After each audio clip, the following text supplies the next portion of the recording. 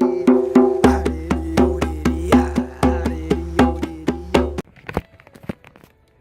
guys, alright, meditation here. Alright, let us just do the basics first. There's some points to make. So meditation might suck at first, but it gets better and better. You're learning to entrain yourself or enter a state of awareness and train yourself to enter. You're basically learning, again, the science is tremendous. Like, there's actual brain patterns, like you actually are changing your state. But you're learning to enter these states, and at first, like, you're just sinking deeper into yourself, and that's maybe the annoying part. But once you learn this stuff, like, you can enter these states very quickly, and meditation becomes pleasurable. Like, oh yes, can I meditate for 10 minutes? Like, that's your view. It's not like, oh, I need to meditate. You're like, do I have 10 minutes to meditate? Yes, I think I do. Like, it's that pleasurable. And it helps with your intuition, your insight. You can get answers during meditation. It's just like, it's off the chain. So it's not a chore. Like, at first people are like, oh, I have to meditate. But it's more like, how much do I get to meditate, you know? I mean, in balance, sometimes it's fun to go for a walk or swim or whatever. I'm just saying. Yeah, your creaturehood will know, but meditado. Alright, now there are styles of meditation, loving kindness. I mean, each of them is good to experiment with. I'll talk. To me, most of mindfulness is boring, to be real. There are levels of waking up, and some of them are. Okay, let me be real off the cuff. I'll talk through this stuff, but like in Buddhism, at first, like, the lower path, Hinayana, you're like taming your monkey butt, like, can you sit? Mahayana, you're learning selfless love.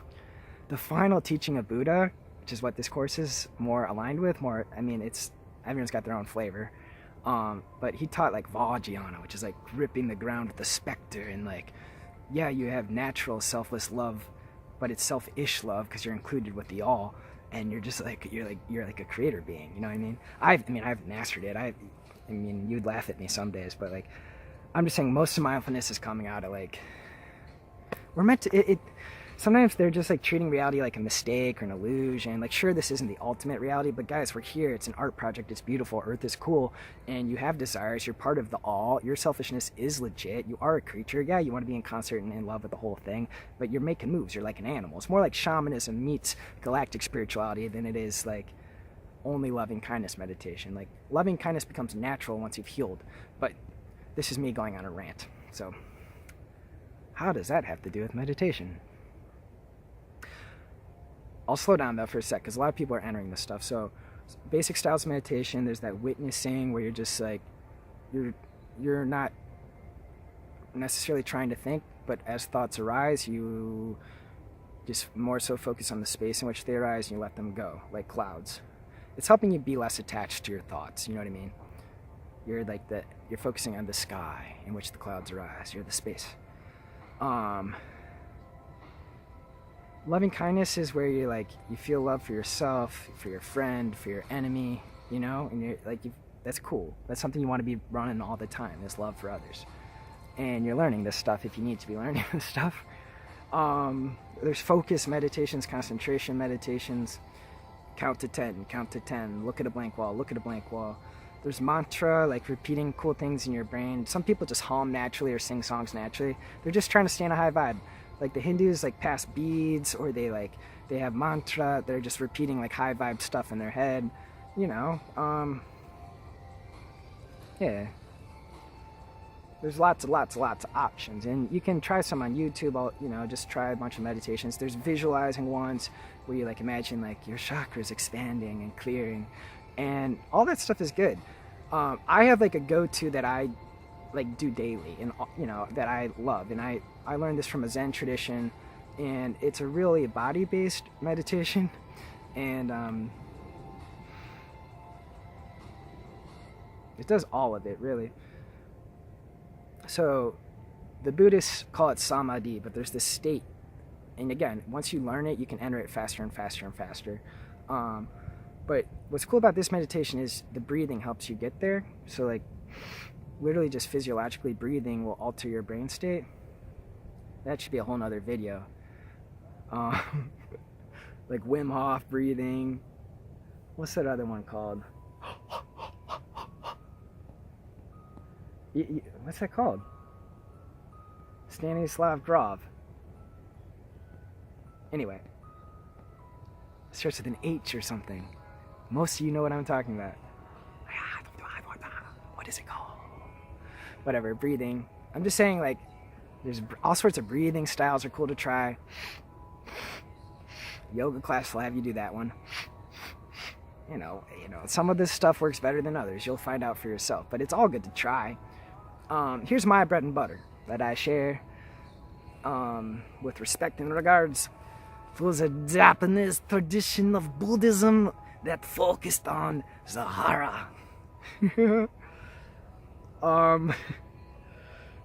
Your martial arts center, or the center of the personality, spirit, and soul in Chinese and Japanese understanding is, Chinese call it lower dantian.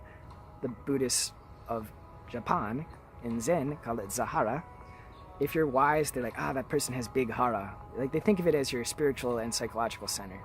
There's a million energy maps, you know what I mean? Just each of them sort of has some merit. I have my own sense of how energy works that I can describe in another video called Energy Flow. And this one, though, is cool. This style of meditation. You ready to do it with me? We're going to do it together. So, one way to do it is sit on a pillow.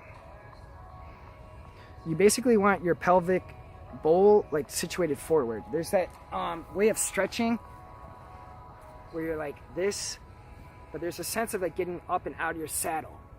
So you go from being like here to being like, whoo. That's your pelvic bowl tipping, okay? One way to do it is to sit seiza, but usually you get a cushion, and you kind of angle it.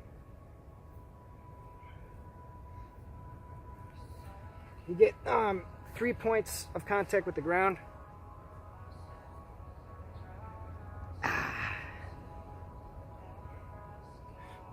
I'm getting my butt up. Okay, normally you're not on a hill. You need to come downhill. Hello. But 3 points of contact with the ground. Pelvic bowl slightly. Now, why do I do this form of meditation? Well, this one helps your posture, which to me is crucial. And it gets you in your place of samadhi, and you can charge. I'll talk about all this, but like, the way in which it helps your posture is it's a slight chin tuck. And the breathing is a huge downstroke. And like, you know how Buddha's belly is big? Well, that's like it's not fat. It's like chi power, but it's down here. So as you breathe, you're trying to get like that spherical sense right above your coccyx, right above your sphincter. Tighten your sphincter. They call it asshole zen. In the beginning, you might have to sort of force this stuff just because a lot of us don't know how to breathe down there. But at the end, it's really like sensitive and subtle. You should be relaxed. It's all zen, like maximal relaxation, but maximal power. Slight chin tuck so your spine can be straight. And then natural in-breath and very slow, powerful, subtle, extended exhale.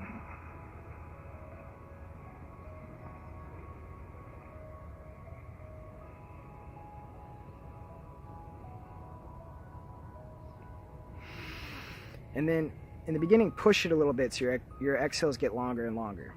Don't push it to the point of like fainting, but you're allowed to sweat a little bit. This is effort. They call it the manual effort of Zen.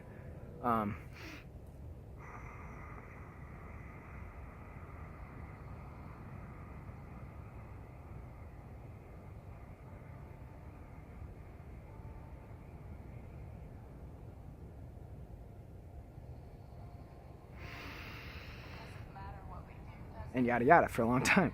Now, I count my exhales. That's my concentration.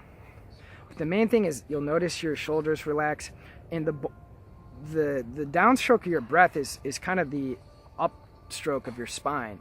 You're sprucey like a plant stalk, and like your muscular tensions are running off, and your spine is improving. Stuff's running off the back of your neck. Energy things are like releasing, and you're getting your posture straight. I do it every day to make sure my posture is legit. It's a psychological and a physical thing, and it's totally worth its salt. Now, there's a sense of like power down there. I mean, there's a nerve plexus down there. There's like a mini brain down there. Doing it in a sauna or a steam room will help you find that. The way they train in Zen is they do long periods of meditation. It's kind of out there, but to help you find like the sense of charging, sometimes it's useful to have discomfort, because there's a sense of like subtle energy that comes from the breath, and I found it in my experience. Well,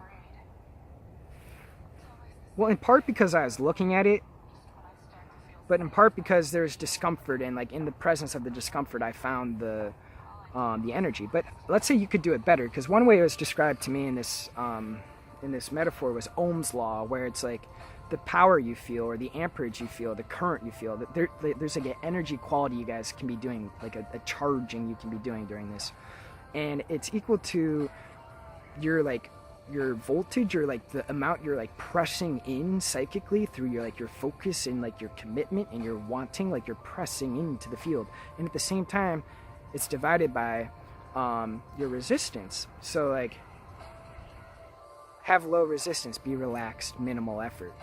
That's your balance. Like, how much do you want it, and how relaxed can you be? Just one metaphor for it. But what I'm saying is, you can find a sense of charging from your environment. This breathing is going to take you into a deeper state, right? And you will feel yourself charging, subtly tingly, samadhi, merging with your environment. Now, in this style, you don't have to not think. Your thoughts are just like happening. You're not that worried about it. You're focusing on your breathing, your body, feeling into your body. Where can you not feel in your body? Feel into that. Allow the tension to run off. Enjoy your spine correcting itself. Enjoy the breathing taking you into a newer state. And some of my homies in that tradition like to say, have big thoughts. Like, once you get into a jacked in place, you might have the insight to your problem. So there are forms of meditation where you're trying not to think, or the witnessing awareness, which are useful. But in this one, it's mostly your posture, your body, your sense of groundedness, deepening your sense of your hara, or like your deep, big center down there. And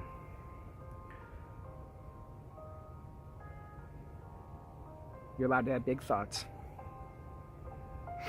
Now, I mentioned this charging thing because all styles of meditation should help you increase your frequency. You're trying to like get into a place where like fear runs off, doubt runs off, you have a knowingness. Like, okay, let me try and be like not scary about this. The good news, your soul knows you can connect to your soul through meditation. No matter how bad your day is going, it'll take you there. There are answers there, there are next steps there, there's fearlessness there, there's a sense of calm there, there's a sense of peace there, and there's a sense of rejuvenation, like you just charged your battery. And you're up. This is a good practice to do, because you're upping your frequency and healing yourself and like enlightening yourself. It's easy stuff, you know. Now, every once in a while I'll do a long meditation, but you'll find your rhythm, you know. 10, 20 minutes, 5 minutes, you know. If you're ever really in a funk, it's not a bad idea to meditate for a moment until you're like back into your center and there's peace again. You're stilling the mind through this focus on the body, through this focus on the breath. An expression they use, and it's not perfect, is don't fight blood with blood, meaning like don't try and solve your mental problems from your mind, like get into your body, that will help. It's not totally true, you can guard your mind with your mind, you know, like, but yeah, your body is your friend. Yeah, so a body-based meditation I do recommend. This one's awesome for your posture, which is awesome for your state of being. When your posture is correct, you generate chemicals and hormones that are better. This is like fear, this is like strength. Testosterone, what is that, cortisol? Whatever the fear hormone is. So like, just doing the simple stuff to get your posture straight is totally worth its salt. Yeah. My thoughts on meditation. Yeah, I hit everything I want to hit.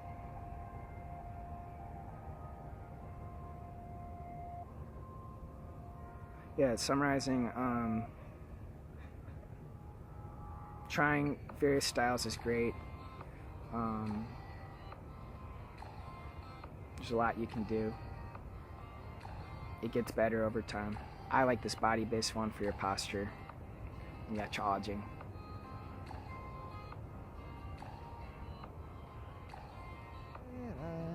Yeah.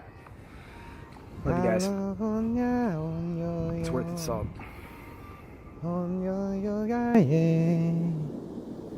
Yellow, yellow, yellow tie.